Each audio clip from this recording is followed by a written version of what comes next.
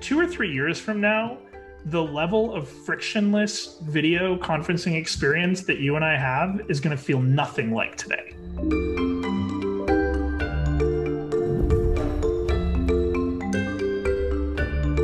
Welcome to UpTech Report. This is our Founder's Journey series. I'm joined here by Luke Freiler, and he is the CEO of Centercode. This is part 2 of our discussion. Definitely check out our first part where he dives a little bit deeper into their platform and managed service for those who want to connect their companies to their customers. Those who are running beta tests, delta tests, and you just want to be able to do it a lot better, faster. There's a really cool thing what they're doing with their new bot that they're launching soon. So definitely listen to part 1. But this section, I want to hear more, Luke, on your story, your journey, 20 years, 19, 20 years coming up. How did you get to where you are today with Centercode? Yeah. Again, so many stories to tell, but the favorite that it kind of starts with is when we decided to do this. We started in 2001, which is a masochistic time to begin a company in the tech space. Nobody had any faith in technology. We were all on the verge of going back to sticks and twigs. But I had this idea. I fell in love with it. I saw it as an opportunity that I could build something great around. It just seemed to check every box. And when I had the idea, I had a great job. I was very well paid for my age, and this was crazy. It was nuts to leave that company, which was Ericsson, fantastic company. And I had the idea, and I was selling some friends on it. And it was actually became real when I was dating this girl, and it was getting serious. We were, a year and a half or so into our relationship, and it was time to meet her parents. And we were going to fly up to Northern California and meet her parents. And we did so. And her dad and I met, and we got to talking, the usual, what do you do? And I told him about this, and he fell in love with it. And he said, look, I would be happy to fund your living expenses while you build it, and we'll turn this into a company. And Wow. Keep in mind, I was about 20 at the time, so very young, very naive, and I loved it. And the idea was I could leave my company and go do this. So I convinced at the time 2 guys that worked for me, Nathan and Neil, 2 of my best friends. And I convinced them, they were on my team. I convinced them, hey, let's go do this thing and make it real. This guy's going to pay for it. It's going to be amazing. And I convinced them to leave their jobs and do this. So the 3 of us and this gal I was dating got in a U-Haul, and we moved to Northern California. And the day after we got there, literally, I'm not exaggerating, the day after we got there, and we're living in a place that her dad funded. She said, hey, can we go for a drive? And I said, yeah. And we go for a drive. And she said, this isn't working out. And I said, what's not working out? And she said, this relationship, it's not working for me. I'm not really happy being up here by my parents. I don't really get along with them. And, she just kind of lost it. And I was like, wait, this would have been phenomenal information 72 hours ago, before we packed the U-Haul. Or I jumped everything and left everything and convinced my friends to quit their jobs and whatnot. So we broke up, and this wasn't a breakup thing. We legitimately broke up, never got back together again, but we shared a bed for 6 months on polar opposite sides of that bed. It was terrible. And part of the story I left out somewhat deliberately is when you say you're moving to Northern California to start a company, that sounds cool as hell. The Bay Area is phenomenal. This was not the Bay Area. So where we moved was a little known place called Crescent City, which is the very tip corner of Northern California, a few miles from the Oregon border. And Crescent City is a very interesting place in that it's about 5,000 people, which is teeny tiny for a California, area. Our prior, we came from Orange County, which had 3 million people. This little tiny area had just a few thousand people, and there was one form of local industry, and that was Pelican Bay Prison, the most maximum security prison in California, which coincidentally employs thousands of people. So there were 2 demographics in this city. There was prison guards and families of lifers who wanted to be near their, murderous husbands and whatnot. And those are 2 demographics that do not get along. They hate each other. And therefore, this entire city was like Twin Peaks, awkward, terrible, and we're young 20 somethings looking to build a business. And, we lived Quite an in, ecosystem. we lived in what would otherwise be an incredible place. This house that we lived in, first of all, he paid $40,000 for this house, which by California rates is, a tenth of what you pay for a house here now. But he bought this, and we could walk to the ocean in 3 different directions and be there in 2 blocks. Like, we were on a peninsula in the ocean. It was incredible. But for me, that meant, and again, not exaggerating, every night I would just walk to the ocean and just scream at it and then come home. And that was like how I got it out. Like, I would just alone walk to the ocean, scream. Very therapeutic. Nobody could hear anything, huge waves hitting sandy shores or rocky shores. And I did that every single day. And on top of that, it rained every single day for 6 months, every day. And that's, we had a redwood tree in our front yard. It was just like rain, creates that. So it was beautiful, but it was just a horrible place. So yeah, we had 6 months of that, living with her, trying to build this thing. As soon as she broke up with me, which was literally a day in, her father lost all interest in us. So I actually called back, tail between my legs to Ericsson and said, "Hey, can I have my job back, sort of part-time remote? I'll fly down, and we'll figure it out." And my boss at the time took me up on it. He let me do it. So that shifted to me having this sort of weird remote part-time job while building this company with my friends who knew exactly what was going on. And it was just a nightmare. So eventually we gave up. After 6 months, we gave up. And I went and begged for my job at Ericsson back. And I got my 2 guys with me, and all 3 of us went back, and we pretended it never happened.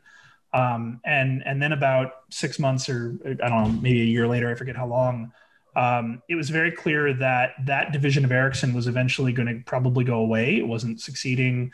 Ericsson was an enterprise company that was sort of dipping their toe in this kind of commercial, almost consumer space. So it was kind of awkward for them at the time.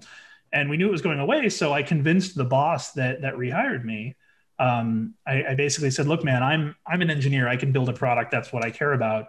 But I don't know anything about business. I don't know anything about sales. I'm clueless about that stuff. So I would love to have you as my gray hair to come and start this thing with me." And he and I had gotten along very well. He kind of turned into a little bit of a father figure for me at the company. And he did it. He left. We all left. And ultimately, we started the company together. He was the CEO. I was the CTO. And then my 2 engineers were engineers initially. Yeah, it was a great time. So, and, given the time we bootstrapped it, we didn't raise any capital. We just lived on, the cheapest burritos possible, true ramen lifestyle. And we made it happen. It was a lot of fun. How many years did you bootstrap and just kept natural growth? Have you always bootstrapped? Did you ever get funding? So we've actually raised capital twice, and we have a very unique process of raising capital in that we don't look for it and we ignore most of it. And once in a while, something weird happens. So we actually bootstrapped for about 15 years, and we were very much sort of a boutique company. We were doing okay. We were, obviously paying ourselves and whatnot pretty well, but we weren't really growing. And that really could be attributed to the different levels of ambition between me and that other co-founder, this guy named Rich. He had a background that was in finance, in sort of operations, very, very conservative leader. Whereas I was, the crazy, enthusiastic kind of visionary, wanted to go solve, all of technology. So at a certain point, and much longer, interesting story, we decided that we would not swap roles, but shift roles. And I would take over CEO. He would move into a finance and ops position. One of my original founders would take over CTO. So there's a little bit of musical chairs. But by shifting that stuff around, I then got much more aggressive, and we started to grow. And for me, the initial thing, which is a whole 12 podcast episodes on its own, was sort of my early discovery and love of marketing as a hobby. And that was what allowed us to grow the company. And then at a certain point, things were getting really good. And I was standing outside of our office in Laguna Hills, and I was waiting for my CTO to come down to lunch. And again, best friend, good guy, waiting for him. And this guy walks up to me, older guy. I shouldn't say that because he might hear this, late 50s maybe. he came up to me and said, "Hey, you and your buddy are driving much nicer cars nowadays. What's going on upstairs?" And I didn't know this guy, total stranger. And I said, "Well, it's sort of a coincidence. I had a goal that if we hit a certain number of quarters of growth under my reign, then I would go buy a Tesla." And this was when Teslas were brand new, the S model, the original. And I hit those goals, and then I kept doing it for another year, and I went and bought a Tesla. And at the time, Teslas were hard to get. I was on a waiting list for 9 months. It was a pain in the ass. They delayed it like over and over again. So I bought this Tesla. Well, the day I got it, my CTO fell in love with it, and he went to order one, and they just happened to have one sitting there that somebody hadn't picked up, and they offered it to him, and he just drove it home. Come on. And in any other world, we would have never bought matching cars or colors, but it just happened to be the same one I waited 9 months for. So people from the outside looking in are looking at this and going, "Oh, cute! These co-founders bought matching cars. How cute!" Like, no, it was he stole my idea. So anyway, I told him that story, and he really latched into the "we're doing well" part, and he said, "Oh, I run a software fund. Why don't we go to lunch sometime? Maybe there's a real something to happen here." And I did not take it seriously. I kind of blew it off, but free lunch. We walked down to the sports bar at the end of our little campus, and we ate. And by the end of lunch, he said, "I'd love to put some money into this." And it was interesting because we were not actually their target. They do work exclusively in B2B software, which does fit us, but they really look for distressed companies and do sort of acquisitions, turn them around and resell them. One doing really well. So they find people who are in trouble, and they do full acquisitions. They don't do minority investments like we were potentially interested in. Again, we weren't looking for money in any way. This was not in our cards. Because in our past, there was 2 times we considered raising money. 2001, bad idea. And then 2009, bad idea. So we just sort of figured raising money was cursed for us, and we would just do it our own way.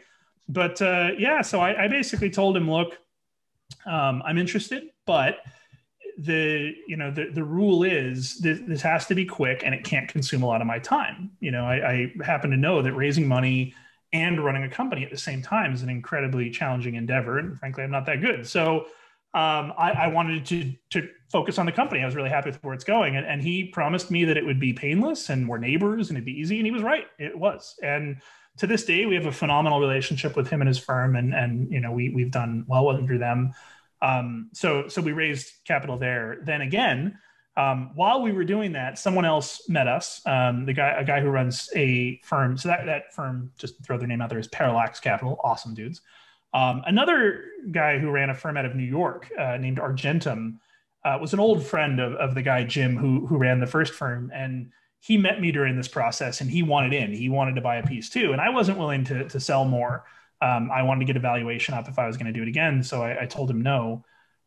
He tracked me for a few years, and about 4 years later, last year actually, he reached out again and offered again. And at first I said no, I wasn't interested, and he pushed. And I will tell you, this is amazing. The thing he said that got me over, because I was happy. We were doing well. We had cash in the bank. Things are good. The thing he said that got me was, "Hey, man, you don't have any idea what the economy looks like next year. Who knows what'll happen?" And it kind of kept me up at night, because I definitely, I wasn't really a fan of the political situation that was going on over the last 4 years. And I was kind of nervous that anything could happen. And I've never concerned myself with macroeconomics in that way. But it was, as you grow and have more mouths to feed, you think more about that stuff.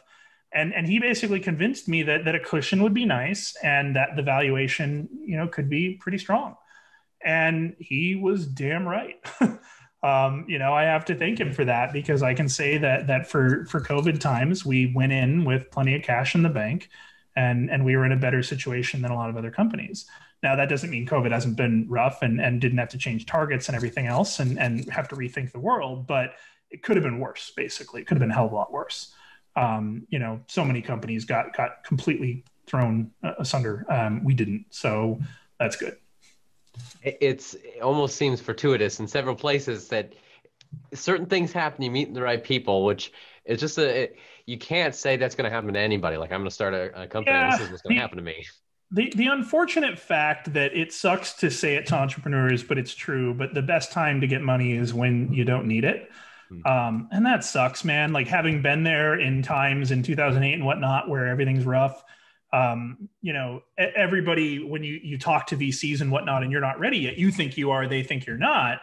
Mhm. They're basically telling me, well, if you go get 12 quarters of growth, give us a call. And I'm, at the time, your entire attitude is, man, if I have 12 quarters of growth, I don't need you. Screw off.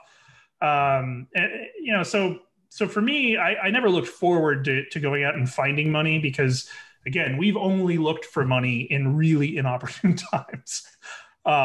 It is amazing we're not looking for money now. It kind of fits our theme. Very happy we're not. But yeah, it is definitely, there's challenges in bootstrapping all day long, but it's got some really nice benefits as well. So I can already what you shared there, several points of ups and downs and lows and highs. It's a hard question if you're open for it. What was the most difficult time in the past 20 years, and what was the lesson you learned from that? Getting dumped the day after I moved 900 miles to start a company was pretty rough. Yeah, that was very difficult. And the lessons there, no one else should be dumb enough to have to learn. Is I took some risks that I don't know any other entrepreneur that has taken those same risks. So it's not a universal warning. Let's put it that way. That was a big one. The other thing is, and it's been a challenge all along, is just and it's so cliche, but it really does come down to talent and knowing what you don't know. I'll tell a story that I love to death, and it's absolutely true, but there's so much to unpack from it. And I've spent years of my life thinking about it. When we started this company, I knew what we wanted to be. We wanted to be a software company.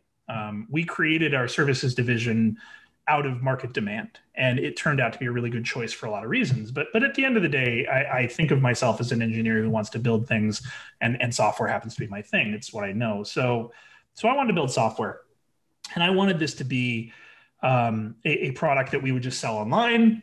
People would buy it, early SaaS, before SaaS was a thing.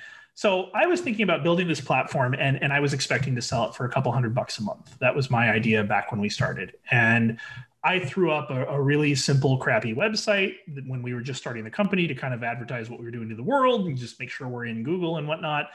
And the first company to call us was Sun Microsystems, which at the time was an enormous company. Kind of owned the Unix market to some degree and was huge. They have since gotten bought by Oracle and absorbed into that. But at the time, they were an enormous entity. And they called us and wanted to learn about our platform and potentially buy it.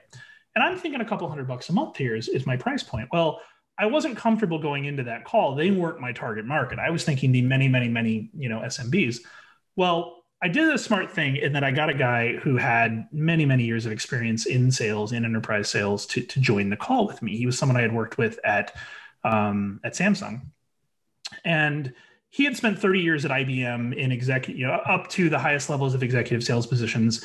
And I told him about this call, and I get him on the call, and we hadn't really gone in depth as to what we were going to do. We were playing it by ear, and we get to the commercial discussion, and Sun, says, well, what's it cost? And again, in my mind, and actually I left out an important part. I spent the first 15 minutes of this call trying to talk them out of buying it. I was overwhelmed. I was intimidated. I was like 21. And I'm telling them all the reasons they shouldn't buy it. I'm literally saying, hey guys, the software's not done yet. We're still building it.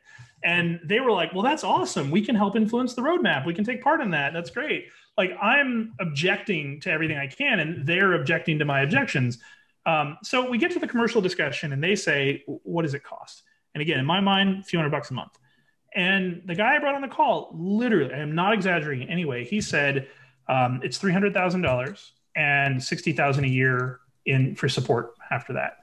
Straight faced. And they said, that sounds fair. We can do that. And that was it. It started it. And wow, we would be on an entirely different trajectory if I had not brought in someone who knew what he was doing. And if I had handled it my way, and I learned an enormous amount from him. He's an awesome guy. So So yeah, Building, that was having the right talent is. yeah. So that's one that I had I handled that differently, we might not be talking right now. Who knows where I would be at this point? But yeah, and Sun was an incredible customer for nearly a decade, and it was great. For that whole concept of building the right team, that allows the growth to happen. What have you seen are common mistakes one could make when it comes to hiring? Friends, for me, it's worked out more often than it hasn't, I will admit. But it's created challenges and problems and difficult conversations. The bigger you get, the less you want to do that. Even worse than that is hiring relationships. If you've got some people, and unfortunately, as you grow, they just naturally form. I mean, in the modern work environment, your social network is more office than anything else in our world. So they form, but that's definitely been tough.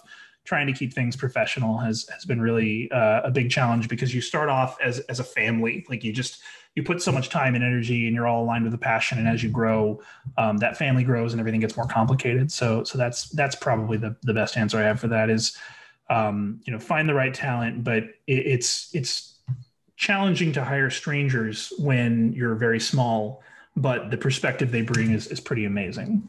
The other thing that I kind of tell everyone is, there are no silver bullets in business, at least that I've experienced, or at least nothing predictable, right? Yeah, you may have heard the adage of like, it's you can work to become a millionaire, but you can't work to become a billionaire. Like you can't be, you can be smart enough to be a millionaire. You can't be smart enough to be a billionaire. That some amount of luck has to happen numerous times. And I very much believe that. I believe a lot of people expect this one thing is going to have this enormous impact and change everything. And that's not what it is. It's about constantly recalibrating and dialing things in and just getting better and learning and willing to admit your mistakes and willing to roll with the punches. And I think there's a lot of success gained from those things. You can become, like I said, you can just win lotto and become, pretty wealthy, but you can't rely on that. And relying on things like, again, silver bullets is a mistake I've seen way too many times. You said you took up earlier marketing as a hobby, Yes. and I find that interesting statement. So I'm curious from the marketing side, like what's one of the biggest tactics that had worked or takeaways over the years that have helped you grow and scale? Easy.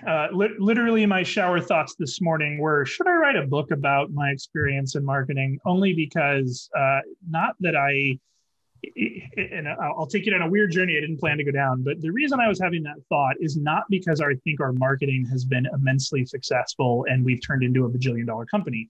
It's because I think our approach to marketing got us over some early humps that I think a lot of people run into and don't know what to do. So I don't think our approach to marketing is what makes somebody a $50 million company, but the tricks I learned, I think could take someone from a 1 or 2 to a 5 or 10 pretty reasonably predictable, which again, I don't think there's enough content out there that addresses that middle point where things really get challenging. I think everything that I've read, at least, is the Warren Buffetts of the world that are very inspirational, or the people that are pretending to Warren Buffetts of the world, but they're very inspirational, but they're not helping you through some of those initial challenges. It's much more big picture. So the short version, and again, story time. Early on, as I took over CEO, we were doing no marketing. The guy that I was raving about earlier, who's awesome in sales, sales was his background. And he was one of those salespeople that had never really done a lot in the marketing space. So because he was my leader in that area and there was a big hole in marketing, we were kind of cold calling and very traditional sales. Well, obviously I have a love of the internet and what it enables. And I was convinced, as this engineer CTO, I was convinced that there must be a better way. And this is, again, true story. It happened exactly like this. I was sitting in my office one night at about 7:00, and this is, a decade ago probably, but I was very interested in how we could theoretically leverage Twitter to better our company. And Twitter was a relatively new idea, and it was kind of the new hotness, but it was very clear to me that it worked very well in a consumer capacity. But the idea of B2B software and targeting the right people there, it wasn't common then. It was a brand new thing. So I did what everybody does, and I went and I Googled, leveraging Twitter in B2B or something like that. And I got this ebook. I filled out this form, downloaded this ebook, literally called leveraging Twitter in the B2B environment. And for whatever reason, and this is a weird part of the story, but for some reason I like to tell it, I decided to print that book. Like at 7 o'clock, I'm tired. I wanted to lay on my couch in my office, and I was just going to print it. And as it was printing, my phone rings. And I pick up the phone, which even to this point, I have no idea why I did because I never answered the phone, but I picked up the phone and this guy says, "Hi, my name is whatever. I know you, I saw you just downloaded this book and I was thinking maybe I could answer your questions and save you some time in reading it." And he said, "And if you like what I have to say, then maybe you give me a few minutes to tell you about what we do." And again, I don't know why. I was sort of feeling generous. It was interesting. And I said, "Sure." It was top of mind, right? And I said, "Okay, what do you do?" Or I'm sorry, we walked through sort of Twitter and B2B and some things. And then I got to he said, "Do you mind if I tell you what?" And of course, you're going to be polite. I said, "Yeah." So he said, "Well, what we do is the process you just went through." And I said, "Okay, what does that mean?" He said, "Well, here's what happened. You had a problem. You had a question. You went to the internet, to Google, to solve that problem. You typed it in. We worked really hard to be the answer to that problem. It didn't look like that to you, but you saw our book and you downloaded it. Well, you thought you were getting that book for free, but you really weren't. You gave us your contact information as a currency, and you traded that contact information for that book that we worked really hard to write. And then as soon as you did that, I got a notice that said, 'Hey, there's a new lead that's thinking about what we do. Call them.'" And he said, "Yeah, this whole thing, it's called inbound marketing, and we are HubSpot. And this is what we do. And this is, an interesting way you can grow your business." And he gave me some tips that just have stuck with me the whole time of, you need to think of your company as a publisher and don't worry about secret sauce. Publish everything you learn, every problem you solve, produce content. You don't have to worry about gaming the system. Just produce good content and the system will work. It'll bring people to you. And aside from that, I had an interesting call with someone, a VC out of the UK, who purely focused on investing in bootstrap tech companies. And he said to me, "Hey, what you need to do is go hire a kid straight out of college with a marketing degree who's never had a budget before and doesn't know he's supposed to get one. And you need to set them on, wild online and just let them go out and build awareness that way." And at the time, even that sounded crazy and it was a random call. But all of a sudden, I put these two ideas in my mind. If I just need to find someone, one role, I can afford one cheap person to just start building content for us and put up these landing pages and do this stuff. And I did that. And the first guy I hired didn't work out. It was a train wreck. Second guy I hired was awesome. And we did that, and we started working together to collaborate on building this content, and it completely changed the company. It turned it from, we had a website and we got one or two sort of bluebird good leads a month, and that was it. And within a couple months of doing this, we were getting like 5 a day. And it was just a different world. And it really was, and it all just makes sense. People have problems. Everybody goes to Google for your solution. It's just a ubiquitous thing. So it made sense to me, and I fell in love with it, and I started investing an enormous amount of time into it. And I brought a resource on, and we started collaborating, and he was kind of my right hand at this stuff. And that really did prop up the company and became our primary channel for awareness and lead gen to this day. What would you say in today's world? Now everyone, because of COVID, like there's no conferences, there's no trade shows, and everything. Everyone's digital, and the amount of content that's being created, there's so much distraction. What do you see as then the challenge then going forward? And how do you overcome that? Yeah, I mean, the challenge is obvious, and we, I did a webinar early this week for another company, someone that we've done off and on over the years. And they have an awesome market and they have an awesome presence and reputation. And I noticed that they had like a third of the usual attendees to that webinar. And, similar topic. I don't think it was the topic. I think people are just saturated. And, right now I'm very deep in 2021 planning. And of course we're thinking, okay, well, we're not probably expanding to Europe, and we're not going to travel to meet new customers, and we're not going to host our road shows, and we're probably not going to have a physical conference this year. And it's like, check. And at the end of the day, you're like, webinar. And that sounded good because it's cheap and it's easy. And like, they've been good for us in the past. They've been very valuable. But now that I'm seeing like really proven organizations that are good at this are even having trouble getting people to to show up. I'm concerned. So, unfortunately, the short answer is I don't have the answer yet. Maybe we do this again in a few weeks. I'll give you the answer, and it's a non-answer, but we're all going to have to get creative. And for us, that's exciting to me. I like having to get creative and do weird things and do different things. I got an invite a couple days ago for this like digital lunch thing. It was another executive setting up to have a digital lunch. And what I thought it was is I was like, oh, is somebody like sparking these and they kind of pay for lunch and you both eat lunch together? And I was like, that's actually kind of neat. I would do that. And then I realized, no, it just sets a meeting on a calendar. So I will say there has to be incredible opportunity out there to help companies solve these problems and whatnot. Like, I'll tell you, one of the challenges we're working with, it's a dumb challenge in the grand scheme of things, but it's important to us, is like our company culture is, and this is going to sound stupid, but we're very party based. Like we have a lot of really incredible parties. At least once a quarter, we try to do some sort of event. At least once or twice a year, we do something awesome. And we do creative, weird things and we have fun with it. And this year we can't, and it's killing us. Like we can't. And to the point where we had worked something out that we thought was going to be a great socially distanced, really unique party.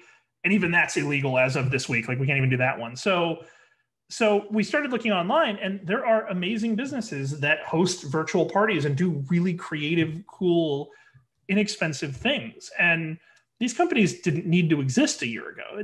Nobody would have had their Christmas party on Zoom if they could avoid it. But it is the hand we've been given. And, I've said it before, talking to a lot of peers and whatnot, COVID is terrible. People are dying. Like that, doesn't need to be said at this point.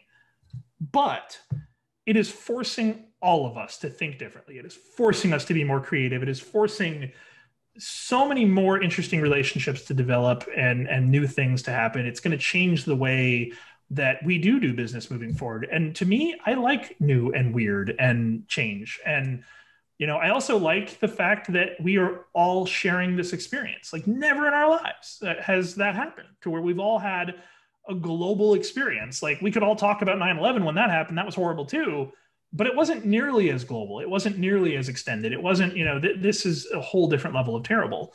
And, in some ways, terrible's brought us together and made us creative. And I love that. That's cool. And on top of that, I'm going to stop talking soon, I promise. On top of that, technology is inarguably the hero of COVID.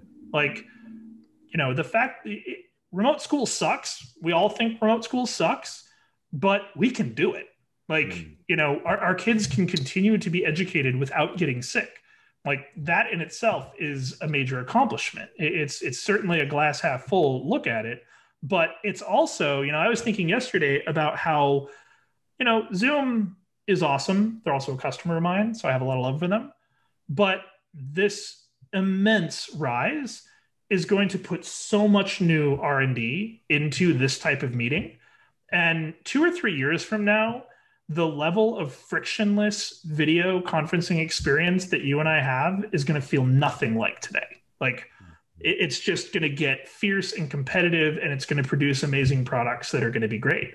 And that, frankly, while I did like traveling in some respects for business, I would spend 2 days of travel for 4 hours of meeting at most and lose a good chunk of my life. That doesn't happen anymore. Like, and it's going to be real hard to give this up in some ways. So yeah, it's a non-answer. I wish I had the magic bullet, but I think people are going to have to get a lot more creative. They're going to have to get a lot more human. I mean, we're all experiencing each other in our own homes and environments, and there's just so much we can do with that. That's going to be really cool. So I'm looking forward to all the ideas that come out of it. Last question for you, Sure. Luke.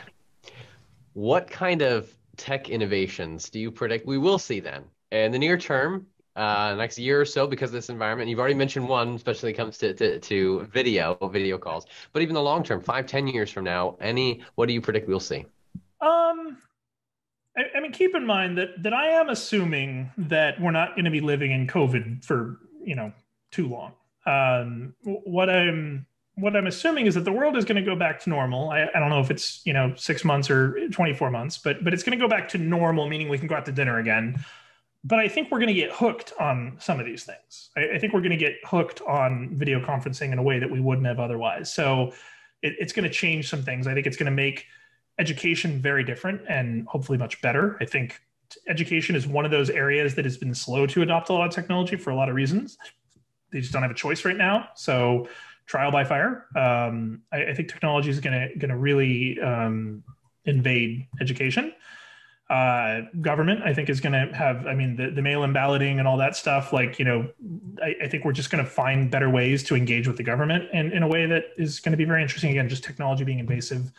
You and I briefly touched on this the first few moments we met, but I'm a big fan of virtual reality and augmented reality. I think those are spaces that have a lot of opportunity. I think they're in their absolute infancy right now. Like, we're barely scratching the surface. Like, maybe there's, $500 million in R&D in those spaces so far. That's going to go crazy. And we're going to start to see some really, really neat things there. And that's going to open up just entirely new ways to engage with people, to, the one I think I mentioned to you that is very true. And most people outside our little space don't see it. But for me, VR was the savior of exercise. My wife and I both use VR for fitness, and there are incredible fitness programs that happen exclusively in VR, and frankly are way more exciting than walking my neighborhood for the 12,000th time, which is what I've done during COVID as well. So, or what I was doing before I got bored of it.